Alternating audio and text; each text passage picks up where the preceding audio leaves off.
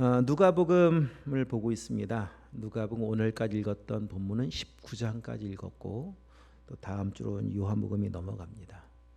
어느덧 성경 일독이 이제 끝나가는 때가 왔습니다.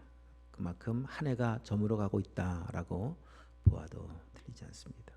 자, 오늘 누가복음 3장 1절 2절 말씀에 보면 8명의 사람이 소개가 되고 있습니다. 한 시대를 주름 잡았던 7명의 사람과 또 한 명 세례 요한입니다. 자, 당시 로마의 황제는 디베리오였었고 디베리오 가이사라가 제2대 로마의 황제로 재위하면서 예수님의 공생 기간 동안 통치를 했었습니다. 당시 유대의 총독 본디오 빌라도, 사도신경을 할 때마다 오르내리고 있는 이름 본디오 빌라도에게 고난을 받으사 예수님의 십자가에 처형한 인물입니다. 본디오 빌라도입니다. 세 번째 등장하는 인물은 헤롯 안디바입니다. 이 사람을 소개하면서 갈릴리 베레아 지역의 분봉왕 이렇게 소개하고 있죠. 헤롯 대왕의 아들인데 이후에 세례 요한을 죽인 인물이 바로 이 헤롯입니다. 네 번째 인물 빌립입니다. 이두레와 드라고닛 지방의 분봉왕이었다. 이두레와 드라고닛은 갈릴리 북쪽 요단강을 기준으로 해서 북동쪽에서 다스리던 분봉왕이었습니다. 헤롯 안디바의 이복 동생입니다. 그리고 또 소개되고 있는 인물은 루사니아. 이 사람은 아빌레네의 분봉왕 이렇게 소개하고 있죠. 아빌레네라는 지역은 유다 최북쪽 지역입니다. 이쪽 지역의 분봉왕이었습니다. 또 두 명을 소개합니다. 종교 지도자들 대제사장 안나스와 그리고 그의 사위 가야바. 또 한 명은 우리 2장 끝부분에 나오는 요한, 세례 요한입니다. 앞에 소개했었던 7명의 사람들은 당시 시대의 모든 권력의 중심에 있었던 사람, 종교의 중심에 있었던 사람. 그래서 오늘날로 놓고 본다면 늘 매스컴에 오르내리는 인물들이었습니다. 그들이 거주하는 공간이 어디겠습니까? 왕이었기 때문에, 황제였기 때문에 왕궁에 살고 있었습니다. VIP로 살고 있었습니다. 최상류층의 사람들입니다. 얼마나 많은 사람들이 부러워했겠습니까?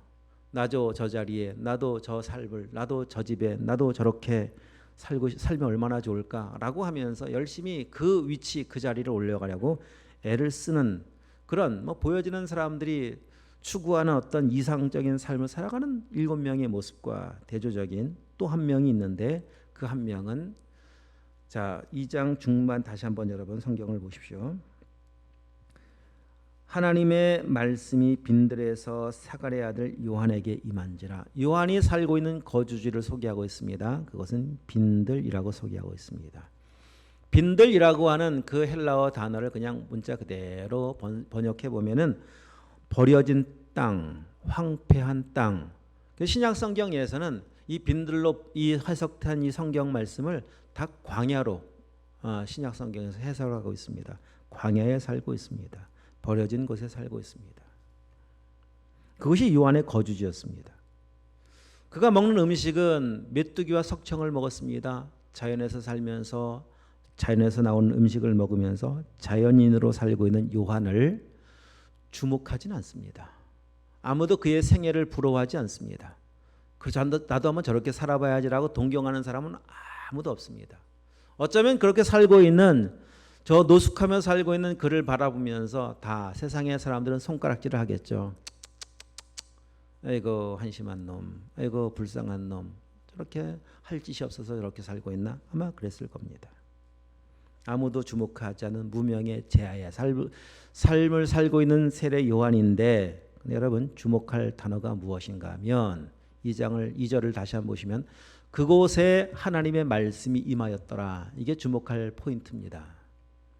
하나님의 말씀이 왕궁에 임한 것이 아닙니다. 하나님의 말씀이 광야에 살고 있었던 세례 요한 가운데 임하였다. 이렇게 성경은 말씀하고 있습니다. 여러분 임하였다, 임한다 이 단어가 신약 성경 말씀에서는 굉장히 많이 사용됩니다. 약 600여 번 가운데 쓰여지고 있는데 보통 이루어졌다, 되었다 이런 것이 다 임한다.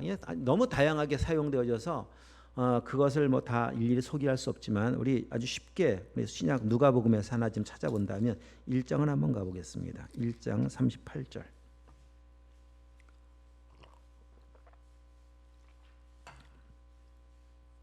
자, 한번 읽어보겠습니다. 시작. 마리아가 이르되 주여 주의 계집지 용연이 말씀대로 내게 이루어지이다 하매 천사가 떠나니라. 자, 한 절 속에 지금 소개했었던 임했다는 단어가 있습니다. 금방 알겠죠? 어떤 단어인지. 이루어지이다, 이게 임하였다라고 하는 헬라어 단어 기도마이라는 단어인데, 마리아에게 말씀이 임했다라고 하는 것은 그냥 들었다 이거 아닙니다. 믿었다는 겁니다.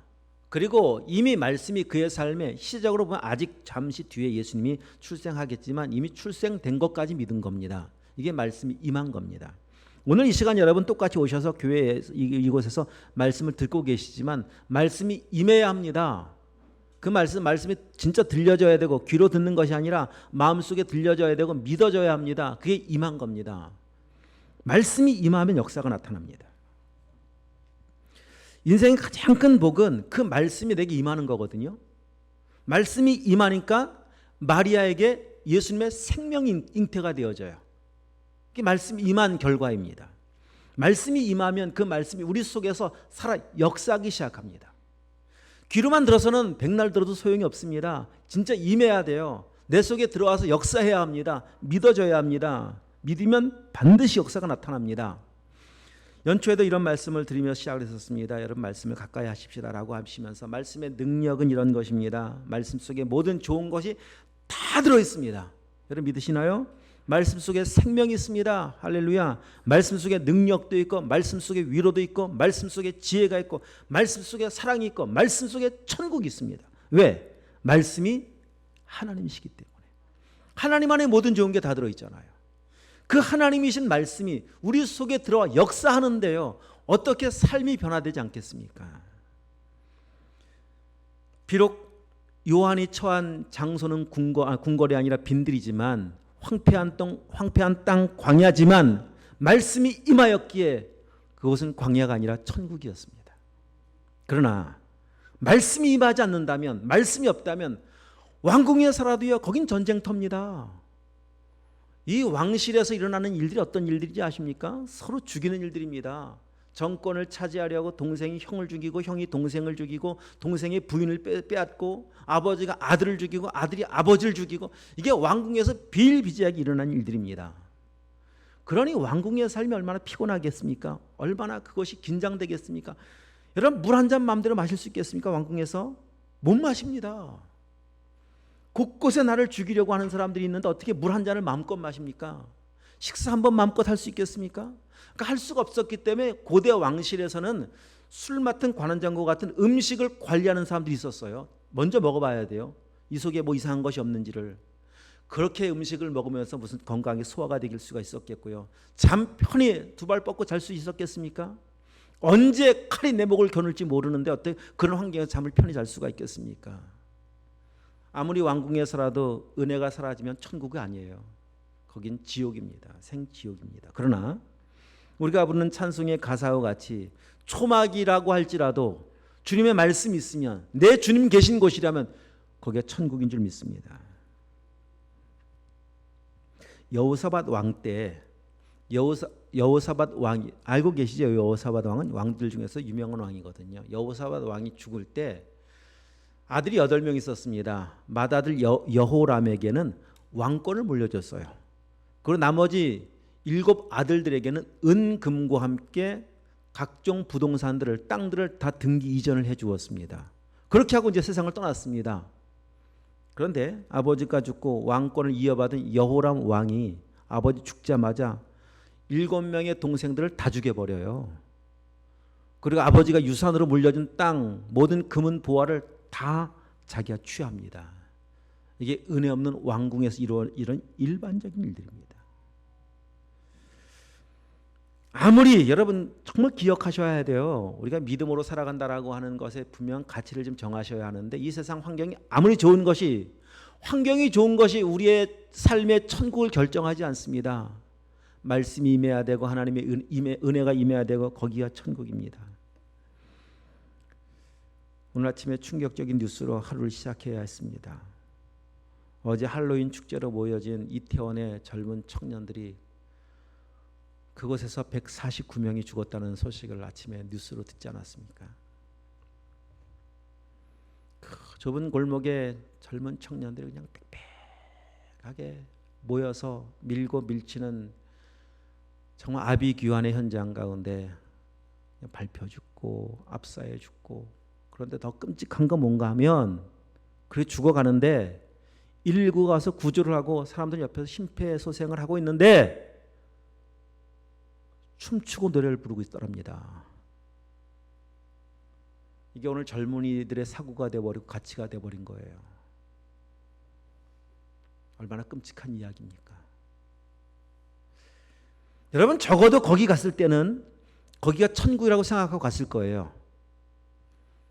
불금을 보내고 토요일 밤을 보내고 축제에 가서 먹고 마시고 취하면 천국이 이루어지겠지, 여기가 천국이려니 라고 생각하고 갔지, 거기에 지옥이라고 생각하면 가겠습니까? 이 시대를 살아가는 젊은이들의, 아니 젊은이의 문제입니까? 이 시대를 살아가는 우리 현대인들의 가치가 되어버렸습니다. 먹고 마시는 그곳이 어느덧 하나님 상관없이 천국이 되어버린 그런 세상을 살아가고 있습니다. 너무 안타까운 모습입니다.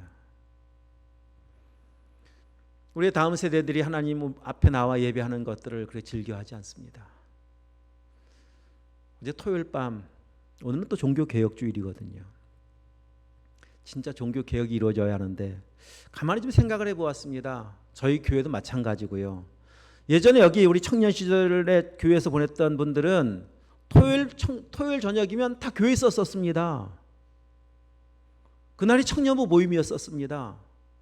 그냥 모여서 같이 예배드렸고 찬송했고 기도했고 그렇게 토요일 보내면서 주일을 맞이했었고 그래서 토요일 보냈었습니다. 토요일날 청년부가 교회에서 모이는 교회들이 거의 없습니다. 큰 교회들도 안 모입니다. 다 주일 예배 시간 하나를 그냥 청년부 예배로 따로 떼어서 예배를 드리기 때문에 토요일날 모이질 않습니다. 그만큼 나름대로의 시간들을 바쁘게 보내는 건 좋은데, 문제는 점점 이 생각의 가치가, 사고의 가치가 믿음의 가치, 진리에 입각한 가치관이 아니라 세속의 가치로 물들어가고 있는 게 문제 아니겠습니까? 어디가 천국입니까? 돈 많으면 천국입니까? 병들면 지옥입니까? 그 환경으로 천국과 지옥을 결정하는 것이 아니라, 천국과 지옥을 결정하는 것은 하나님이 계시냐 정말. 말씀이 있는 것이 천국이고 은혜가 있는 것이 천국이고 생명이 있는 것이 천국입니다. 여러분 그렇게 믿고 계십니까? 오늘 또한 이 천국이 오늘 우리의 삶의 심령 속에 임해야 되는데, 여러분 잘 보시면 빈들에 하나님의 말씀이 임하였다. 그러면 이 말씀 이렇게 볼 수도 있습니다. 하나님의 말씀이 내게 임하기 위해서 필요한 것이 무엇인가? 내 마음이 빈들이 되어야 돼요. 내 마음에 하나님의 말씀을 담을 수 있는 그릇이 준비가 되어져야 합니다. 내 마음이 은혜로 채워지기를 소망하는 갈망함이 마음이 없는데 은혜를 채우려고 해도 채워질 수가 없어요. 하나님 은혜 주시기 원하시는 분이십니다. 여러분 은혜 받고 싶어서 오셨나요? 내가 받고 싶은 은혜보다 훨씬 더 큰 은혜 주고 싶어 하시는 분이 하나님이세요. 복 받고 싶으신가요? 내가 받고 싶은 복보다 훨씬 더 많은 복을 주고 싶어 하시는 분이 하나님이세요. 성경이 말씀하시거든요. 하나님은 은혜 베푸시기 원하시고 복 주시기 원하시고 평강 주시기 원하시는 분이신데, 주고 싶은데 받을 준비가 안 되는데 어떻게 주겠습니까? 물을 채워야 되는데 이 컵에 다른 것으로 꽉 차 있는데 어떻게 채울 수가 있겠습니까? 은혜를 주고 싶은데 마음이 닫혀 있는데 여기에 물이 채워질 수 있겠습니까? 닫혀진 뚜껑이 물을 붓는들 백날 부으면 채워집니까? 물 한 방울도 안 채워집니다. 하나님의 은혜를 받기 원하신다면 내 마음이 빈들이 되어야 돼요. 내 마음이 비어져야 돼요. 은혜를 향한 갈급한 마음이 있어야 됩니다. 이걸 복이라고 말씀하십니다. 예수님 말씀하시죠. 심령이 가난한 자는 복이 있나니 그들 가운데 천국이 임할 것이다. 하나님의 은혜를 향한 갈망하는 갈급함이 있기를 축복합니다. 돌짝밭에 은혜가 임하지 않습니다. 자갈밭에 은혜가 임하지 않습니다. 가시덤불로 무성한 밭에 은혜가 임하지 않습니다. 은혜를 받으려면 제거해야 돼요. 딱딱하고 가시덤불로 얼기설기 설켜 있는 것들이 제거가 되어야 돼요. 그러기 위해서 무엇이 필요하느냐?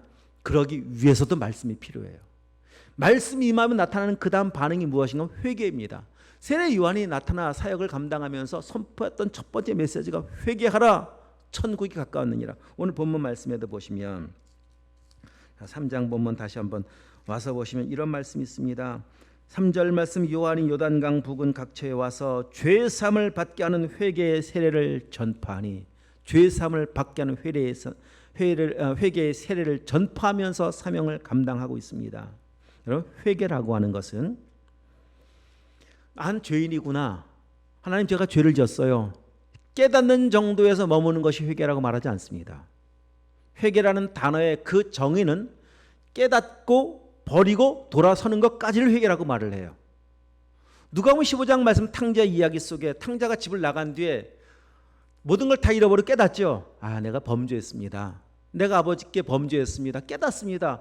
깨닫고 있는 것이 회개라고 말하는 것이 아니라, 진짜 회개는 무엇인가 하면 깨달았다면 아버지께로 돌아오는 것까지, 그것을 회개라고 말을 합니다. 그리고 회개할 때, 아버지께로 돌아올 때 진짜 아들의 권세, 영광이 다시 그에게 주어진 거잖아요. 천국이 임한 거 아니겠습니까? 아유, 이러면 안 되는데, 돌아가야 되는데, 매일 각성합니다. 매일 반성합니다. 매일 뉘우칩니다. 여러분, 그래도 돌아오지 않으면 소용없습니다. 그럼 회개가 아닙니다. 돌아와야 돼요. 그러면 여러분, 회개해야 될 사람이 누굽니까? 당연히 탕자입니다. 집 나간 아버지 떠난 탕자입니다. 저 세상 사람들입니다. 여러분, 그럼 세상 사람들만 회개해야 될 사람입니까? 누가복음 15장 말씀에서의 그 비유 속에 보면은 예수님께서 초점을 맞춘 것은 저 집 나간 둘째 아들이 아닙니다. 그 말씀의 메시지의 초점은 누구인가 하면 집 안에 있는 탕자, 집 안에 있는 탕자 맏아들입니다. 자, 오늘 본문 8절 말씀 보시면 8절을 다시 한번 읽어봅니다. 시작. 그러므로 회개에 합당한 열매를 맺고 속으로 아브라함이 우리 조상이라.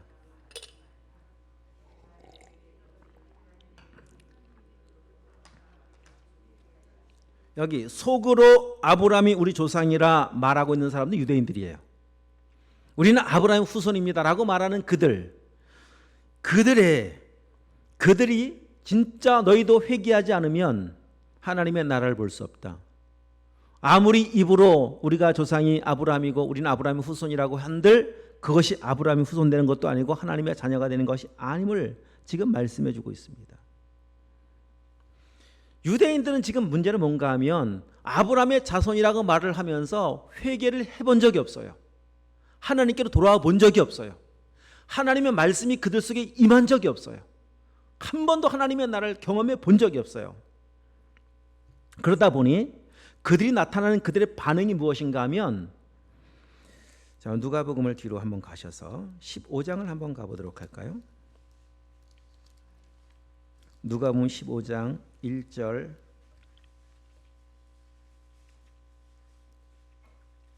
모든 세리와 죄인들이 말씀을 들으러 가까이 오니 2절 읽겠습니다. 바리새인과 서기관들이 수군거려 이르되 이 사람이 죄인을 영접하고 음식을 같이 먹는다 하더라. 예수님께서 이 말씀 보시면서, 이런 반응 보시면서 누가복음 15장의 유명한 세 가지 비유를 말씀한 거예요. 자, 하여튼 이 지금 바리새인과 서기관들의 반응, 유대인들의 반응, 아브라함이 우리 조상이다, 우리는 아브라함의 후손이라고 말하는 사람들이 예수님이 행하시는 일을 보시면서 수군 하더라. 자, 19장도 한번 가보겠습니다. 19장. 삭개오 이야기입니다. 유명한 인물이죠, 삭개오도. 자, 19장 삭개오가 주님 만나는 그 장면을 바라보면서 7절 읽어요. 7절 시작. 무사람이 보고 수군거려 이르되 저가 죄인의 집에 유하러 들어갔도다 하더라. 여기도 수군거림이 나오죠. 이 수군거리는 사람이 누구인가요? 무사람이 바로 바리새인과 서기관, 아브라함이 우리 조상입니다 라고 말하는 사람들입니다. 수군거리고 있어요. 예수님이 행하시는 일을 보고서, 말씀하시는 걸 듣고서 계속 수군거려요. 수군거린다는 말은 그냥 뒤에서 뒷담화 정도가 아니라 불평한다는 말입니다. 원망한다는 말입니다. 그 말은 이들이 관점에서 볼 때 예수님이 행하는 일이 다 마음에 안 드는 거예요. 아니, 왜 예수님이 집에 들어갈 데가 없어서 세리의 집에, 저 세리장에 삭개오의 집에 들어가시나? 아니, 예수님 먹을 사람이 없어서 세리와 함께 밥을 먹으시나? 저 죄인들과 함께 밥을 먹으시나? 예수님이 행하는 일이 다 내 마음에 안 들어요. 그 말은 뭔가 하면 내 마음에 안 든다라고 하는 것은 아직도 내가 주인이다 그 말입니다. 그래서 내가 주인이다 보니까 내 마음에 안 드는 거예요. 예수님도 내 마음에 안 드는, 예수님 위에 진짜 말 그대로 상왕입니다. 그 말이 뭐예요? 말씀이 임한 적이 없는 거예요. 말씀이 임하여서 내가 죄인임을, 내가 주인 되어서 내가 왕노릇하고 있는 내 모습이 잘못됐다라고 하는 것을 단 한 번도 본 적이 없어요. 이게 이들의 문제입니다. 아브라함의 후손이라고 말하는데 말씀이 임한 적이 없다. 아이러니 아닙니까? 성경을 외우고 있는데 말씀이 임한 적이 없다. 이거 아이러니 아닙니까? 모태신앙인데 3, 4대째 기독교 집안인데 직분은 맡았는데 말씀이 임한 적이 없다. 이게 비극이라는 겁니다. 이게 유대 바리새인 서기관들의 모습이에요. 이들에게 필요한 게 무언가 하면, 야, 내가 탕자였구나, 내가 탕자구나, 집안에는 탕자. 누가복음 15장 다시 한번 와서 보시면 참 이 누가복음 15장 안타까운 모습입니다. 이 세 가지 비유의 마지막이 탕자의 비유인데, 그 마지막 탕자, 그 집안에 있는 탕자가 아들이 돌아왔을 때, 동생이 돌아왔을 때, 집 나간 동생 돌아왔으면 얼싸안고 함께 아버지 함께 끌어안아줘야 마땅한 거 아니겠습니까? 자기 동생이 돌아온 건데.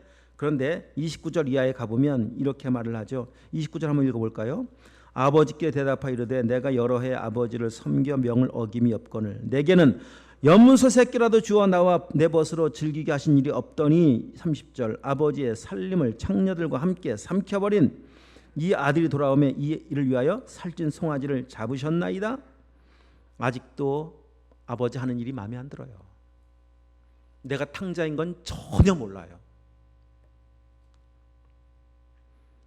혈통으로 아브라함의 후손이라 할지라도 회개하지 않으면 천국은 없습니다. 회개하지 않으면 구원은 없습니다. 그러나 다시 오늘 본문 와서 보세요. 자, 3장 6절 말씀을 읽어보시면 회개하면, 읽겠습니다. 시작. 모든 육체가 하나님의 구원하심을 보리라. 회개한 사람에게는 비록 이방이라 할지라도, 손가락질 받는 세리라고 할지라도 회개하면 하나님의 구원을 보게 될 겁니다. 오늘 이 은혜가 있길 축복합니다.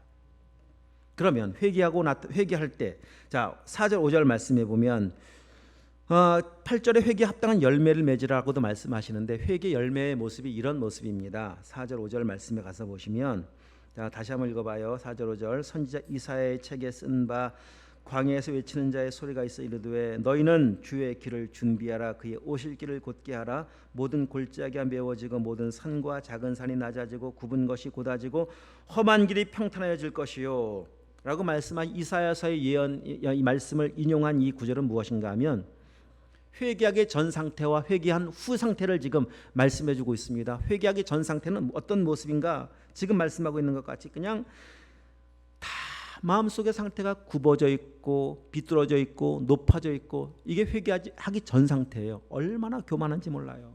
얼마나 굽어져 있는지 몰라요. 뭘 정상적으로 볼 수가 없습니다. 볼 능력이 없습니다. 왜? 잘못된 시선을 가지고 잘못된 렌즈를 끼고 보고 있기 때문에 제대로 보이질 않습니다. 구부러져 보입니다. 다 못마땅하게 보입니다. 오죽하면 예수님 하시는 일까지 못마땅하게 보이겠습니까? 오죽하면 동생이 돌아왔는데도 그게 불평거리겠습니까? 이게 회개하기 전 상태, 우리 모든 사람의 모습입니다. 우리도 마찬가지입니다. 그러나 회개한 상태, 그 다음의 모습, 이런 죄인을 구원하시기 위해서 이 땅에 오신 예수님을 소개하고 있으면서 모든 골짜기가 메워지고 모든 산과 작은 산이 낮아지고 굽은 것이 곧아지고 험한 길이 평탄해질 것이요. 하나님 말씀이 임하여 회개하게 되면 이 심령 속에 대수술이 이루어져요. 심령 속에 비뚤어지고 굽어지고 높아져 있고 잘못되고, 이 모든 잘못된 이 마음의 밭이 다시 기경되기 시작합니다. 정돈되기 시작합니다. 주님의 마음이 되기 시작합니다. 주님의 렌즈를 끼기 시작합니다. 주님의 그 언어를 갖기 시작합니다. 왜? 속이 바뀌었기 때문에. 그런데 속을 누가 바꾼다고요? 세상이 바꿀 수 있습니까? 못 바꿉니다. 환경이 바꿀 수 있나요? 못 바꿉니다. 저 높은 교육이 바꿀 수가 있나요? 못 바꿉니다.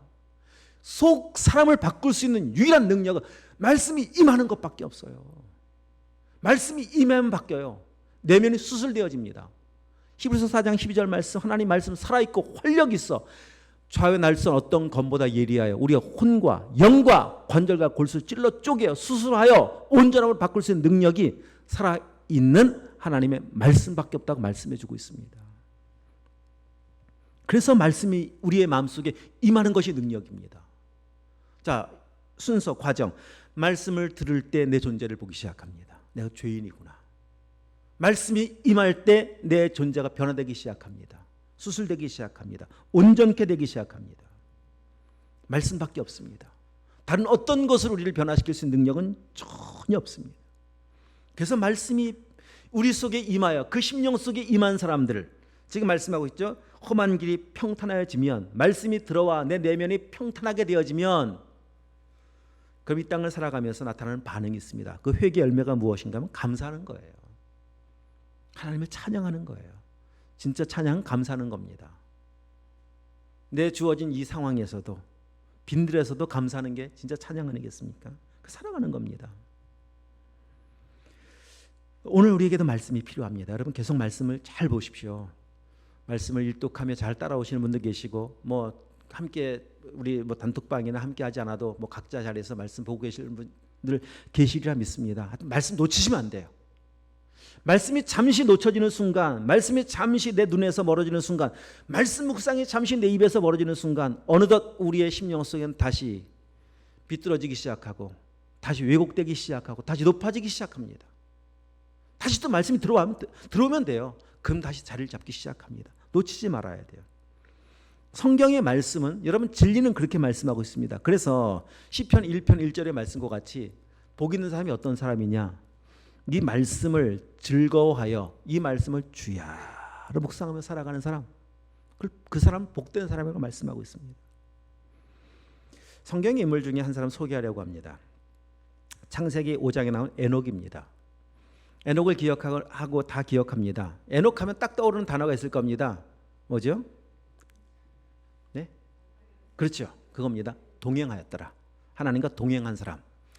에녹에 대한 삶을, 여정을 성경이 자세하게 소개하고 있지는 않아요. 그냥 그 한 절이 끝입니다. 65세 에녹이, 제가 읽어드립니다. 에녹은 65세 무드셀라를 낳았고, 무드셀라를 낳은 후 300년을 하나님과 동행하며 자녀들 낳았으며 그는 365세를 살았다. 이게 끝이에요. 365세를 살았다. 지금으로 놓고 보면 굉장히 장수했다라고 볼 수 있겠지만, 그 시대를 놓고 본다면요, 굉장히 단명한 사람입니다. 그의 아버지는 962세를 살았습니다. 야렛인데, 그리고 그의 아들 무두셀레는 최장수를 살아 969세를 살았어요. 그러면 평균 8, 900대를 살았던 시대 속에 300대면은, 오늘 0 하나 빼면은 8, 90세를 사는 시대에 30대를 살았으면 굉장히 일찍 세상 떠난 거잖아요.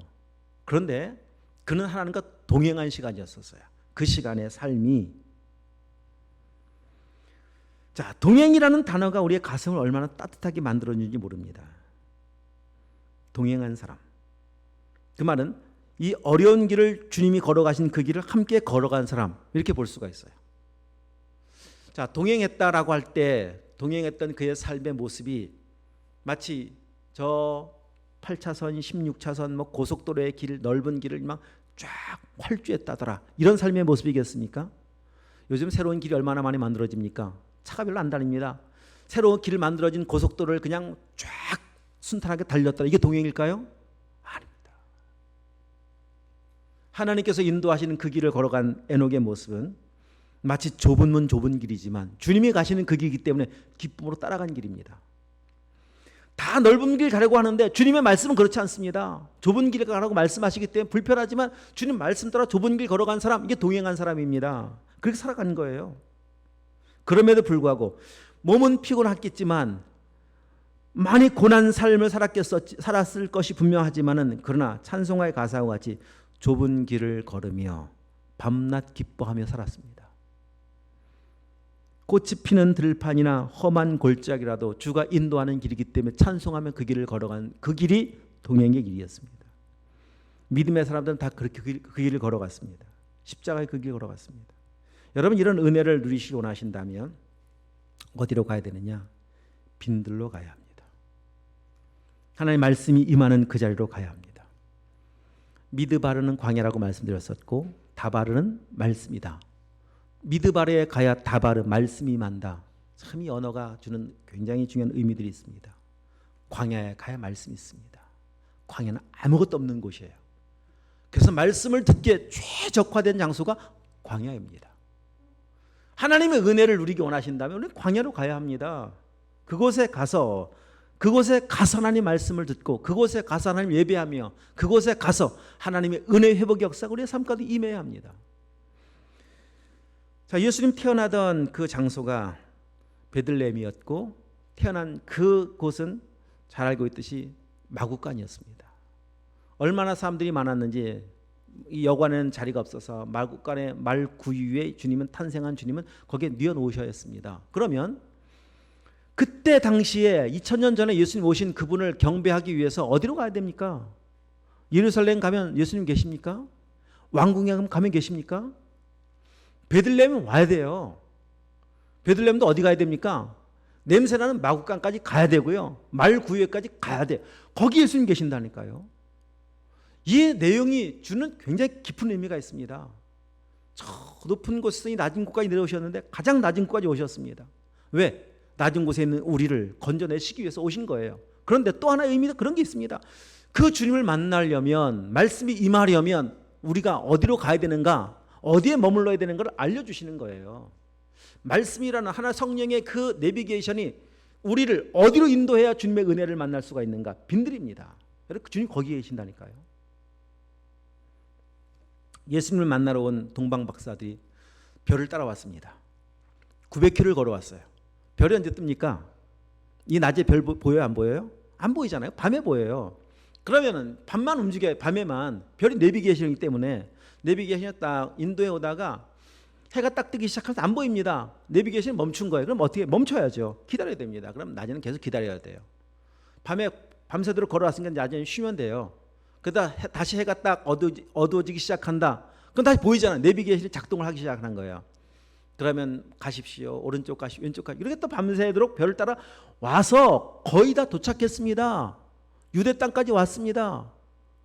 그런데 이제 문제가 생겼습니다.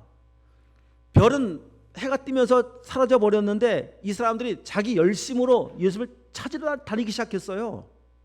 그래서 어디로 찾으러 다니기 시작했는가 하면 예루살렘 거리를 찾아다니면서 예수님, 이 땅에 왕으로 오실 예수님이 어디서 오느냐? 사람에게 묻기 시작합니다. 적어도 왕으로 오실 분은 이런 장소에서 오시겠다. 이 왕궁에서 오시겠다. 이 성전에서 오시겠다. 이런 생각을 가진 거예요. 자기 생각이잖아요.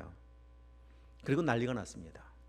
그 헤롯이 그 소문을 듣고 발칵 뒤집혀 버렸습니다. 내가 왕인데 나 말고 왕이 태어난다고? 그 말을 듣고요. 그 당시 2세 미만의 어린 아이들이 다 죽어버리고 말았습니다. 그 근동에 사는 아이들이. 왜 그런 일이 생긴 거예요? 말씀 쫓아가지 않았기 때문에 그런 거예요. 마지막 자기 생각 때문에 그런 거예요. 끝까지 말씀 의지했어야죠. 끝까지 말씀을 인도함 받았어요. 말씀 인도함 받았으면 여기구나 라고 거기 가야 되는데, 여러분 이게 얼마나 큰 교훈입니까? 말씀 놓친 채 이 세상을 배회하고 방황하면서 우리 영혼 죽고, 우리만 죽습니까? 다 죽여요. 안타까운 일이 아닐 수 없습니다. 비록 더디고 늦더라도 주님 만나는 자리에 머무는 그 지혜가 필요합니다. 그 광야가 필요합니다. 빈들에 가야 돼요. 자, 그러면 오늘 말씀을 정리하면서 그럼 빈들이 어딜까 도대체? 광야가 어딜까? 유대 광야, 주님 말씀 들으려고 비행기 타고 예루살렘 성지순례 가야 되나? 아닙니다. 그럼 우리나라에서 좀 사람 없는 저 한적한 산골에 들어가 혼자 살아야 되나? 아닙니다. 말씀이 임하는 곳입니다. 자, 말씀이 있는 것이 광야예요. 가장 이 세상 속에 오늘 이 시대를 살아가는 우리들에게 있어서 가장 최적화된 광야가 어디인가 하면 교회입니다. 여기보다 말씀 듣기 좋은 곳이 어디 있고, 여기보다 하나님의 은혜가 임하는 곳이 어디 있습니까? 더 나은 곳 있나요, 여러분? 이 세상 속에 교회보다 더 말씀 듣고 예배하고 하나님 만날 수 있는 더 좋은 장소 있나요? 교회 이상은 없습니다. 여기가 광야예요. 그러면 자, 미드바르라는 광야에 가야만 다바르 말씀이 들린다. 또 다시 생각해 본다면 말씀이 있는 그 자리가 광야다. 이렇게 생각해 볼 수도 있습니다. 이곳에 말씀이 있습니다. 그럼 이곳은 광야입니다. 이곳에 와야 하나님의 은혜를 더 깊이 누릴 수가 있어요. 여러분에게 소개합니다. 추천합니다. 우리 가을 기도 축제를 지금 진행하고 있습니다. 이제 세 번째 축제가 남아 있습니다. 이번 주 화요일부터 시작되어지는 다니엘 기도회입니다. 하나님께서 은혜를 준비해 놓는 이 은혜의 자리, 말씀의 자리, 이 광야, 이 다바르, 하나님 말씀이 있는 이곳에 여러분 시간을 내어 보십시오. 믿음으로 한번 동참해 보십시오. 다시 한번 하나님의 은혜가 우리 심령 속에 임하여서, 우리 마음 속에 임하여서, 말씀이 임하여서 우리 마음 속에 있는 구부러져 있고 높아져 있고 삐뚤어져 있고 잘못되어져 있고 하나님의 뜻이 아니라 내가 주인 되어서 내 마음대로 살려고 하는 이 고집스러움이 하나님 말씀이 임함을 통해서, 말씀 역사를 통해서 다 지금 정리되고 수술되고 기경되고 갈아엎어지고, 그래서 하나님의 은혜가 우리 심령을 좀 채우고 또 채워서 이 혼탁한 시대를 살아가는 우리의 삶이 하나님의 천국을 맛보며 누려야 되지 않겠습니까? 여러분, 시간을 결단하셔야 돼요. 그냥 주어져 있지 않습니다. 그냥 우리가 지금까지 살아왔던 습관대로 산다면 은혜를 누리는 길과는 점점 멀어져 가고 있습니다. 이 세상에 어둠의 악한 영은 얼마나 교묘하게 속입니까? 그러니까 막 젊은이들을 이태원으로 모으는 겁니다. 이게 그들의 생각이 아닙니다. 이 세상을 다스리고 있는, 세상을 지배하고 있는 악한 영에 다 속임수입니다. 여러분 기억하셔야 돼요. 왜 할로윈이 이 세상을 판치고 있습니까? 왜 마귀가 죽은 이 마귀가 이렇게 이 세상을 판치면서, 이게 여러분 젊은이의 문제가 아니에요. 지금 아이들부터 문제, 아이들부터 어느덧 이 젊은 세대는요, 그렇게 유치원부터 할로윈 축제를 벌이고 있잖아요. 오늘 아침에 어떤 기사를 보니까 유치원 입구에다가 할로윈 귀신의 모양 만들어 놨습니다. 그런 가치관으로 지금 자라가고 있는 것이 오늘 이 시대의 모습입니다. 이 가치관은 우리 노력은 안 바뀌어져요. 어릴 때부터 그래 잘못된 것이 먼저 전입하기 시작하면은요, 바꾸는 것이 그렇게 어렵습니다. 말씀이 선점해야 되는데, 은혜가 선점해야 되는데, 주님밖에 없다라고 하는 그 가치관이 나를 지배해야 되는데 주님은 관대없이 사라져버리고 말이에요. 이 시대 가운데 다시 그래도 하나님 말씀 살아있기 때문에 말씀이 내 속에 들어오면 잘못된 가치관이 다시 교정되어 바로 잡아줄 거라 저는 분명히 믿어요. 얘는 말씀밖에 없어요. 말씀이 들려오고 말씀이 임하는 이 천국 잔치에 시간 내 동참하심으로 다시 한번 우리의 삶이 오늘 이 땅을 살아가면서 내 속에 임한 천국으로 인하여, 환경 밖에 있는 거 말고요, 이 광야 같은 이 환경 속에서 내 속에 임한 천국으로 인하여 나를 구원하신 하나님 안고 찬송할 수 있는 진짜 믿음의 삶이 우리 모두 가운데 다시 회복된 역사에 있기를 주님의 이름으로 축원드리겠습니다. 기도하시겠습니다. 하나님 아버지 감사합니다.